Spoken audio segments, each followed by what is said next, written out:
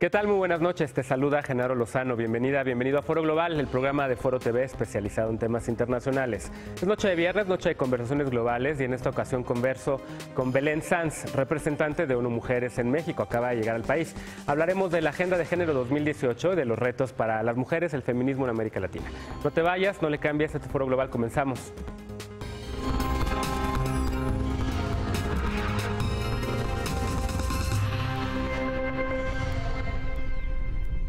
Muchas gracias por estar con nosotros esta noche en Foro Global. Ya está en el estudio Belén Sanz. Ella es representante de ONU Mujeres en México desde el pasado octubre. Previamente fue de 2013 a 2017 representante de ONU Mujeres en Colombia.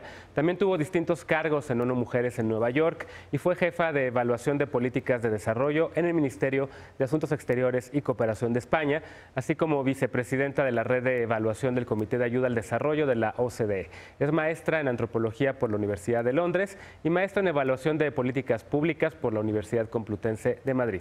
Belén, bienvenida a Foro Global, bienvenida a México. Muchas gracias, Genaro. Es un verdadero honor estar aquí y acompañarlos esta noche. Al contrario, somos muy fans del trabajo de ONU Mujeres aquí en Foro Global. Aquí estuvo en tu lugar muchas veces Ana Huesmes, a quien le mandamos un saludo. Entiendo que hicieron un switch, ¿no? Ya se fue a Colombia, tú te viniste para acá. Efectivamente, Ana está ya en Colombia como representante de ONU Mujeres. Yo me vine para México. Voy a cumplir pues casi 2 meses desde que asumí este nuevo cargo, recién llegada. Y bueno, pues entre otras cosas eso nos posibilita el sentir de nuestra organización, que es una organización global y en la cual pues nosotras rotamos a distintos destinos, pero siempre con el objetivo de comprender dinámicas de la región, del mundo y poder compartir experiencias, ¿no? Claro, hoy siempre empiezo con preguntas personales y en el feminismo decimos que lo personal es político. Tú eres una mujer global, estudiaste 20 años en México, me estabas contando antes, nacida en Madrid, pero luego también has estado por todo el mundo, ¿no? ¿Qué te hizo a ti tener esta conciencia de querer trabajar para lograr un mundo más equitativo para las mujeres? ¿Eres feminista? ¿Cómo fue tu despertar en ese sentido? Bueno, yo me considero feminista de la nueva generación, de algún modo. Yo de hecho, viví en México cuando era más joven, hice aquí la carrera de licenciatura en Antropología Social y tuve la oportunidad de hacer bastante trabajo de campo en varias zonas del país donde pude evidenciar la situación de desigualdad que viven muchas mujeres en México. De ahí me puse a investigar bastante sobre la situación de desigualdad en el mundo y me di cuenta que era un fenómeno global, que no solo sucedía en ciertas sociedades, que es una realidad que enfrentan las sociedades del mundo.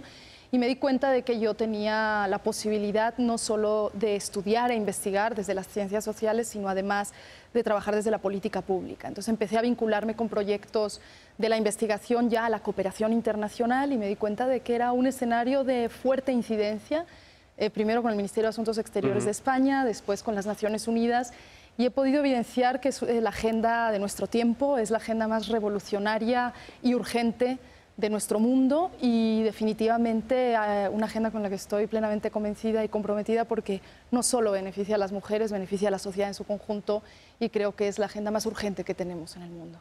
¿Por qué no empezamos un poco con tu trabajo que hacías con el trabajo que se hace en Colombia? Colombia ha sido un país que fue golpeado por una crisis de derechos humanos, por una guerrilla por más de 5 décadas, que está en un proceso de paz, en donde hay quien argumenta que también el tema del género ha estado metido en el proceso de la construcción de la reconciliación nacional y también de la construcción de la paz. ¿Cómo dejas a Colombia después de haber estado ya 5 años? ¿Hubo cambios en este sentido? Digamos, ¿hubo avances, no sé si en paridad, como en México y en otras partes de América Latina, no sé si en participación política, no sé si en desigualdad, etcétera? Bueno, Colombia es sin duda un país muy cercano a mi corazón. Tuve la oportunidad de vivir allí casi 5 años, donde desempeñé mi tarea como responsable representante de ONU Mujeres. Y llegué justo en el año 2013, cuando se habían hecho públicas las conversaciones de paz entre las FARC-EP, la guerrilla pues, más antigua del continente, y presente en Colombia en un conflicto por cerca de 60 años, y hay unas conversaciones entre las FARC y el gobierno. En el momento que llegó al país, las Naciones Unidas en Colombia empiezan a apoyar la participación de la sociedad civil para que la sociedad colombiana pudiera expresar sus intereses, sus preocupaciones ante la agenda de paz.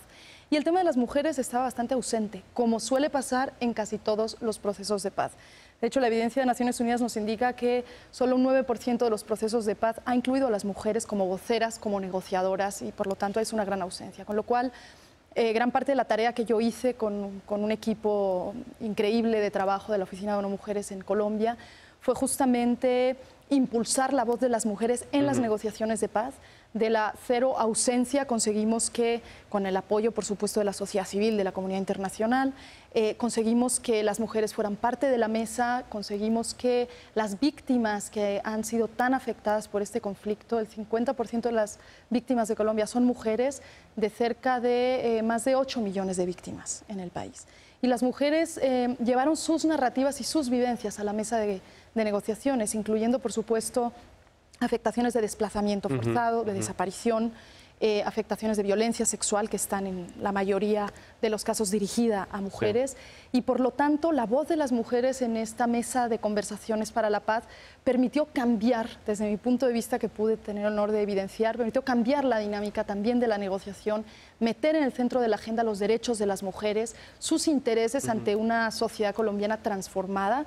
Y bueno, ¿cómo dejo a Colombia? Pues con la ¿Qué alegría. reto le dejaste a Ana Güemes? Bueno, los retos son inmensos. La alegría con la que me fui es que el proceso de paz colombiano, gracias al empuje de las mujeres colombianas, nosotros solo somos, digamos, un puente que ayuda a empujar, pero son ellas las que lideran, pudieron estar en la mesa, pudieron meter los temas relativos a sus derechos y pudieron garantizar que el acuerdo final fuera un acuerdo con más de 100 disposiciones de igualdad de género, el acuerdo de paz más incluyente en los temas de igualdad de género de la historia de la humanidad, digamos. Claro.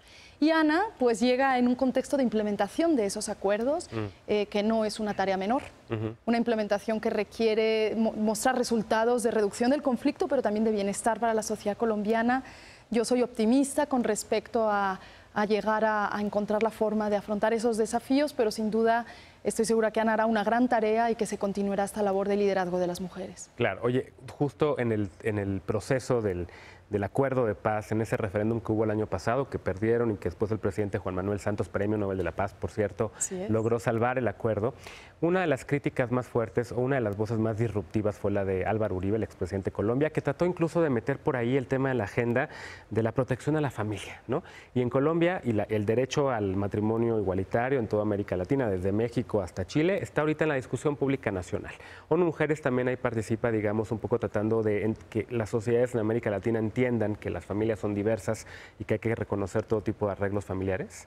Absolutamente. Nosotros partimos del derecho de las mujeres a vivir una vida libre de violencia, a ejercer sus derechos sexuales y reproductivos y a determinar, hombres y mujeres, el modelo de familia que quieren desarrollar, todos los modelos de familia siendo válidos en la medida en que respeten los derechos humanos. Colombia vivió sin duda un desafío ante su referéndum, un desafío que tenía que vivir para legitimar políticamente ese acuerdo de paz. Y pudimos observar que hubo grupos, distintos grupos, que mal interpretaron el enfoque de género que contenían los acuerdos de paz. El enfoque de género se basaba en los estándares internacionales, incluía disposiciones relativas a la no discriminación y a la igualdad sustantiva, pero algunos grupos interpretaron este enfoque como si fuera un enfoque que iba en contra de la familia tradicional, como si promoviera el aborto a todos los niveles, en cualquier momento. Nuestra tarea es clarificar que eso no es el enfoque ni la perspectiva de género, eso es una tergiversación, una confusión, una idea, digamos, no alineada con los estándares internacionales, y el enfoque de género en esos acuerdos, igual que en las políticas públicas que existen en el Estado colombiano, en el Estado mexicano y en los Estados miembros de Naciones Unidas, es un enfoque que promueve la igualdad sustantiva en todos los sentidos y niveles, ¿no? Vamos a dejar a México para el segundo bloque, que va a ser igual de largo que este, pero quisiera preguntarle también sobre un panorama general en América Latina, ¿no? Pasamos de tener una región en donde había de repente los países más grandes gobernados por mujeres, ¿no? Dilma Rousseff en Brasil, Cristina Fernández en Argentina, Michelle Bachelet en Chile, estaba Chinchilla en Costa Rica, y ahora no hay una sola mujer gobernando en el continente. ¿Cómo ves la situación, digamos, no nada más del empoderamiento político de las mujeres, también es una región que ha sido golpeada muchísimo por feminicidios, por violencia de género? En el mundo está el tema del acoso y de las violaciones sexuales también en mucha discusión. La revista Time nombró a las mujeres que salieron del closet literal para denunciar a sus agresores con la campaña de Me Too como la persona del año. ¿Cómo está América Latina en ese sentido? Bueno, América Latina, en primer lugar, hay que reconocer que es una región que ha avanzado sustantivamente en el reconocimiento legislativo de los derechos de las mujeres. De hecho, América Latina, en casi todos los países existe legislación en torno a la participación política de las mujeres, en la erradicación de todas las formas de violencia contra las mujeres, políticas y leyes de igualdad salarial, de derechos económicos, etcétera. Es decir, es un marco normativo amplio y progresista para las mujeres, y de hecho América Latina es la región del mundo con el mayor índice de participación de mujeres en política. ¿Más que África? En los parlamentos, efectivamente, en agregado. Luego hay países donde hay diferencias, ¿no?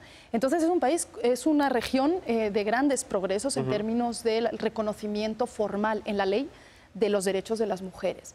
Sin embargo, enfrentamos grandes desigualdades en la región que afectan de un modo específico a las mujeres. Estas desigualdades se reflejan en el ámbito económico, donde todavía existe brecha salarial muy pronunciada entre hombres y mujeres, donde las mujeres ocupan la mayor parte de los sectores informales y por lo tanto tienen menor acceso a la seguridad social y por lo tanto menos posibilidad de desarrollarse plenamente, y donde enfrentamos unas situaciones de violencia muy graves. América Latina, de los 25 países con mayores índices de feminicidio en el mundo, América Latina tiene 14 de estos países. Es de las regiones con el mayor índice de feminicidios en el mundo, y de hecho se estima por la CEPAL que al día se asesina a 12 mujeres en nuestra región. Es una situación preocupante. Es un reto para tus colegas en toda la región. Es un reto para todas nosotras, es un reto para los países, es un reto para los gobiernos y para la sociedad civil, y creemos que definitivamente tenemos un desafío por delante en términos de cómo acelerar la implementación de estas políticas. Es la hora de la igualdad sustantiva, es la hora de no estarnos cuestionando si deberíamos poner cuotas o no en la ley para que las mujeres participen en la política. Es hora de la igualdad sustantiva, es hora de la paridad y de la democracia paritaria. Y en ese sentido creo que América Latina está lista para dar el paso y tenemos todos los elementos y los ingredientes para hacerlo. Pero necesitamos unirnos como sociedad para realmente ver el cambio. ¿Hay focos rojos, América Central? Bueno, definitivamente hay países donde la situación de seguridad de las mujeres es grave, donde los mecanismos de protección no están siendo efectivos, donde las lideresas de derechos humanos, por el simple hecho de defender los derechos humanos, son violentadas, ya sea amenazadas o incluso asesinadas. Hemos visto un caso en Honduras, hemos visto casos muy emblemáticos en la región, y sí, hay focos rojos en términos del ejercicio de del derecho a la participación pública en todos los sentidos, incluyendo la participación política. Derecho a la salud y violencia obstétrica. También es una problemática que vemos en México y vemos en otras partes de la región. Y lo que nos llama la atención de esto, que es el llamado, y creo, Genaro, que el que ustedes tengan aquí un foco de un programa comprometido con los temas sociales y analizar qué hay detrás, es justamente qué está pasando para que no generemos un compromiso, digamos, definitivo y colectivo ante esta situación. Si tenemos más que sobradas evidencias para decir que si tenemos una sociedad más igualitaria, es una sociedad que beneficia a todo su conjunto, a hombres y mujeres, y creo que ya no nos podemos dar el lujo de estarnos cuestionando si deberíamos tomar esta u otra medida y realmente poner en marcha las políticas que tenemos, ¿no? Claro, y me queda un minutito de este bloque. Yo tengo que preguntar, no te tocó a ti estar aquí en México el año pasado, pero bueno, perdió Hillary Clinton la elección. Había mucha expectativa por parte y mucho interés por parte de los feministas y las feministas del mundo en que ganara una mujer y rompiera el techo de cristal. Los retos para Estados Unidos con Donald Trump. No, bueno, pues, esto puede ser un programa entero, ¿no? Bueno, sin duda nosotros apoyamos el que haya más líderes mujeres. Sí. Creo que el techo de cristal en la política sigue siendo una realidad. Sí. Todavía hay una asunción de que, o presunción de que los roles de género tienen que ser de una u otra manera, y una mujer en política enfrenta muchos más desafíos que un hombre por el simple hecho de ser mujer. No porque sea más buena o mala política, no porque sepa más o menos de un tema, no porque sea de un partido político u otro, sino solo por ser mujer. Y creo que eso es algo que tenemos que transformar. O sea, la política es para todos y todas y tenemos que transformar los estereotipos. Y definitivamente pues tenemos esperanza en que la política de Estados Unidos sea una política que no retroceda en derechos sociales y en derechos de las mujeres. Estados Unidos ha sido un gran abanderado de los derechos de las mujeres en su país y a nivel mundial. Ha sido un aliado clave en mover temas, por ejemplo, relacionados con los derechos de las mujeres en situaciones de conflicto. Sí. En Colombia trabajamos mucho con el gobierno de Estados Unidos para la participación de las mujeres en la paz, entre otras cosas, y tenemos confianza en que la sociedad de Estados Unidos garantice que esos retrocesos no sucedan, que sigamos trabajando colectivamente y que quede digamos, en cuestionamiento que los derechos ganados no son una duda en nuestra sociedad, sino que son, de hecho, la base para pasos hacia adelante. Claro. Déjame hacer una pausa y vamos a hablar ahora sí sobre México y tu misión, los retos que te dejó Ana Güemes y más o menos cuál es tu propósito para este año que va a empezar, el 2018, en los temas referentes a ONU Mujeres. No te vayas, vamos a hacer una pausa, regresando retomamos esta conversación con Belén Sanz, la representante de ONU Mujeres en México. No te vayas, este es Foro Global, regresamos después de la pausa.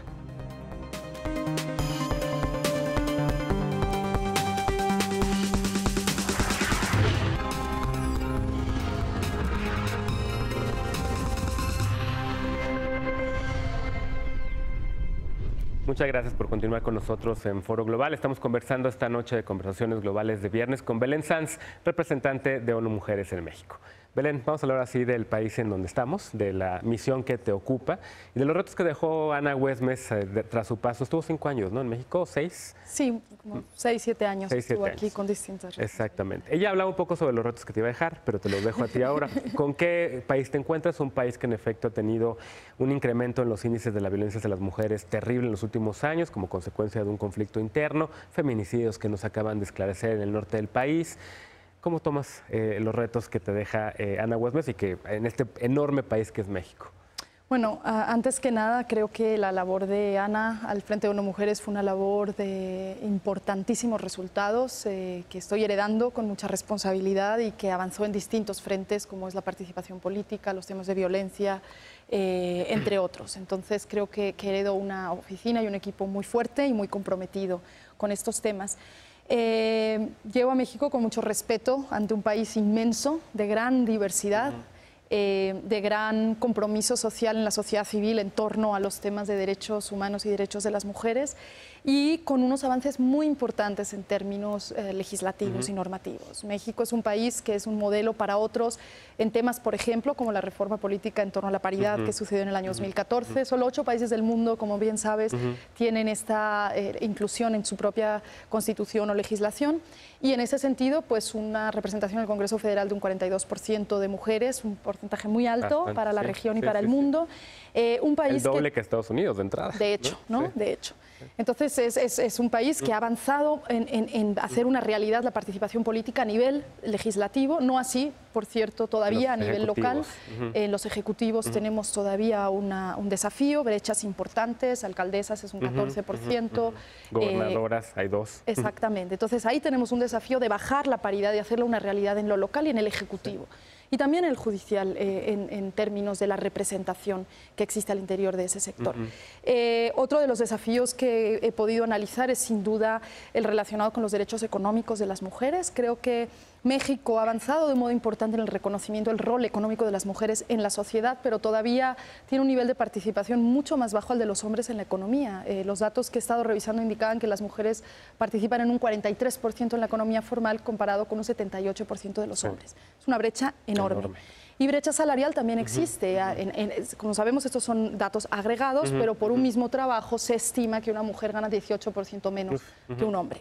Esto es un problema porque la excusa de las mujeres no están suficientemente preparadas, las mujeres no tienen capacidades. Se van a embarazar y se van a ir. No tienen interés en trabajar. Esos argumentos ya no son válidos. Aquí hay otro tipo de problemas que ONU Mujeres ha analizado por medio de un informe de hecho regional sobre el progreso de las mujeres en el mundo y ha identificado que sigue habiendo un techo de cristal, pero que además existen lo que se le llama, y supongo que Ana les habrá hablado de eso, suelos pegajosos, que hacen que un sector de mujeres que ha podido desarrollarse, acceder a la educación, etcétera, llega un momento que no puede ascender más en la escala económica y por lo tanto pues estamos con lo que se llaman las escaleras rotas, que es pasar de esos suelos hacia ese techo.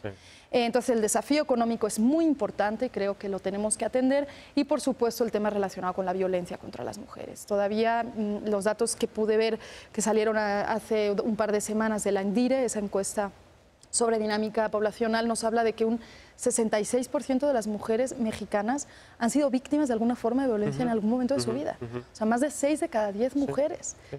Aquí hay un problema.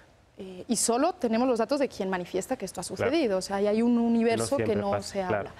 Efectivamente, el tema de los feminicidios nos preocupa profundamente. Tenemos datos que indican que al menos 7 mujeres al día son asesinadas. Las condiciones de vulnerabilidad de las mujeres, donde la presencia del Estado se debilita, lo hemos visto en todas partes del mundo, es una preocupación, afecta a las mujeres que necesitan de una protección, una garantía de derechos civiles y políticos en todos los sentidos. Entonces, digamos que los desafíos que puedo observar son muchos. En estos 3 niveles que son parte del mandato de ONU Mujeres están ahí, y parte de nuestro plan de trabajo y nuestra estrategia para el año 2018 busca atender justamente estas dimensiones, la dimensión política, la dimensión económica y la dimensión de la violencia contra las mujeres. Claro. Oye, el año pasado hubo una campaña muy fuerte en la que estaba involucrada ONU Mujeres, una campaña en torno al embarazo, a los matrimonios entre adolescentes, ¿no? De menores de edad. Así es. Hay quien dice, algunos grupos feministas, sobre todo GIRE, una de las más grandes organizaciones feministas que hay en México, derechos sexuales y reproductivos, que la estrategia no es tal vez la más adecuada, ¿no? Que por qué organizaciones como ONU Mujeres prefieren mejor esta idea de sancionar en lugar de permitir algunas dispensas, por ejemplo, ¿no? Porque de repente en algunas comunidades marginadas la única salida para una mujer que enfrenta, un adolescente que enfrenta violencia en la casa es casarse. Entonces, y también por usos y costumbres. ONU Mujeres sigue muy, digamos, empujando esta iniciativa. ¿No ve este tema de las dispensas? Bueno, ONU Mujeres lo que ha estado haciendo junto con otras agencias de Naciones Unidas, como bien decías, con el Fondo de Población, con UNICEF y con la Oficina del Alto Comisionado de Derechos Humanos, ha sido justamente, primero, traer una reflexión al país junto con actores locales y organizaciones de la sociedad civil en torno al hecho de que el matrimonio temprano existe en el país. Existe en muchas ocasiones avalado por usos y costumbres, en muchas ocasiones avalado porque la propia sociedad lo considera normal, pero lo que hemos estado haciendo es visibilizar que esta es una violación de derechos humanos. De hecho, así se establece en los distintos instrumentos internacionales, y un matrimonio que sucede antes de los 18 años pone a las niñas en una situación de violación de sus derechos. ¿Por qué? Primero porque es menor y no tiene la plena posibilidad de tomar una decisión, pero además porque se vulneran otros derechos. Por ejemplo, el derecho a la educación. Una mujer que ha contraído matrimonio antes de los 18 años, en la mayor parte de las ocasiones tiene que suspender su educación, no puede completar su educación formal. Esto incide en que no va a poder participar en la economía, no va a poder acceder a un empleo y por lo tanto se reproducen condiciones de vulnerabilidad que conocemos muy bien. También genera situaciones de mayor afectación a la salud en muchos sentidos, con embarazos tempranos, con embarazos que imposibilitan el pleno desarrollo de la mujer y por lo tanto pues, implicaciones en salud, y por supuesto implicaciones también en términos de todo lo relacionado con los derechos sexuales y reproductivos de las mujeres. Entonces, el argumento de ONU Mujeres ha sido traer esta normativa internacional al país y en primer lugar apoyar la armonización legislativa. Entonces, creo que es importante matizar en esa cuestión que tú mencionabas, que nuestra tarea ha sido justamente que no haya excepciones, que todos los estados, las entidades federativas, legislen o prohíban en sus legislaciones, en sus códigos, todo lo relacionado con el matrimonio temprano y que no haya ni una sola excepción a esa tipificación. A día de hoy, yo con mucha satisfacción, habiendo llegado apenas al país, hemos visto que 27 estados de México, el último Chihuahua, han legislado en contra del matrimonio temprano y han excluido cualquier posibilidad de que el matrimonio se lleve a cabo antes de los 18 años. Pero no trabajamos solo en términos de la armonización legislativa, trabajamos también con las instituciones que implementan estas políticas y, por supuesto, con la sociedad civil en términos de la prevención misma de esta forma de vulneración de derechos que requiere de una mayor conciencia por parte de la sociedad de que es una vulneración de derechos y que tenemos que erradicarla. Claro. Oye, me quedan 3 minutotes, que tenés muchísimo, pero hay otros dos temas que me parecen importantes. Sí. Por un lado, llegas a un país en donde 18 estados de 31 tienen una prohibición explícita al derecho a decidir, en donde se criminaliza a la mujer por decidir sobre su cuerpo, en donde han metido a mujeres a la cárcel por haber tenido abortos naturales, no inducidos, en donde hay todavía un trabajo enorme que hacer por que la gente entienda que en efecto estas mujeres, el derecho a decidir es un derecho humano. Y por el otro lado también el tema del trabajo doméstico, el convenio 189 que México está tratando de impulsar ante la OIT, que impulsó en su momento para reconocer el trabajo de las trabajadoras y los trabajadores domésticos, para que haya derechos laborales, para que haya derecho a la salud y demás. ¿Cómo vas a enfrentar esos retos? Bueno, son grandes retos. Sí. Recordar que nuestro trabajo es empujar que el Estado mexicano atienda a estos desafíos y nosotros poder apoyar todas las iniciativas que puedan empujarse desde el país. Bueno, definitivamente los derechos sexuales y reproductivos son derechos fundamentales. No garantizar estos derechos en hombres y mujeres genera un retroceso en otros derechos, igual que dábamos el ejemplo antes en el matrimonio temprano o infantil. Sí. Y claramente uno de los temas que nos interesa empujar es que en los programas electorales haya una reflexión por parte de candidatos y candidatas en torno a este derecho. Claro, porque hay año electoral además. Exactamente, entonces un año electoral es una oportunidad para que estos derechos sean garantizados, para que cualquier duda en torno a lo que signifique garantizar los derechos sexuales y reproductivos sea resuelta y que sea uno de los temas clave. Nos parece fundamental porque si no se imposibilita el verdadero desarrollo de la sociedad en su conjunto. Y el tema del trabajo doméstico es un tema muy importante. Creemos que México tiene que llevar a cabo acciones muy urgentes para resolver este problema. En México el 90% de los trabajadores domésticos son mujeres y casi todas se encuentran en una situación de no reconocimiento de sus derechos. Este es un problema y hay que atenderlo como sociedad. Otros países lo han atendido, han ratificado la Convención 189, pero además han legislado para incluir las disposiciones de la Convención en las leyes domésticas en torno al trabajo doméstico. Entonces creemos que México tiene todas las posibilidades de avanzar en esa dirección, que va a beneficiar sin duda no solo a las trabajadoras domésticas, sino a toda la economía en su conjunto, y es uno de los temas que nos parece más importante que se tome en cuenta en el año próximo. Ya mencionabas, tal vez el reto principal para una mujer es año electoral, pero ya esa es cuestión de otro programa. Oye, antes de irte, siempre les pido una recomendación de lectura a quienes vienen a los viernes a Conversaciones Globales. ¿Qué estás leyendo que le recomiendas a la audiencia de Foro Global? Bueno, en este momento estoy leyendo a una colombiana, me he traído varios libros de Colombia, que se llama Laura Restrepo, la recomiendo ampliamente, tiene varios libros que me parece que reflejan no solo la realidad de Colombia, sino la realidad de las mujeres colombianas. El libro que estoy leyendo ahora se llama La novia oscura y me parece un libro muy interesante, quizás estoy todavía en esa reflexión entre Colombia y México y bueno, pues es una novela que me está dando muchos elementos a reflexionar sobre el rol de las mujeres en la sociedad. La novia oscura de Laura Restrepo. Así es. Pues muchas gracias, Belén, te deseo mucho éxito, bienvenida a México. Muchas gracias, Genaro. Y vente por acá muchas veces. Muchísimas gracias, estaré encantada de hacerlo. Gracias a ti por habernos acompañado esta noche en Foro Global. Soy Genaro Lozano, te invito ahora a que continúes con Erika Macho y las noticias. Y yo te espero mañana, el lunes, en punto de las 11 de la noche para una nueva emisión de Foro Global y el domingo para la mesa de debate sin filtro. Y por lo pronto te deseo muy buen fin de semana.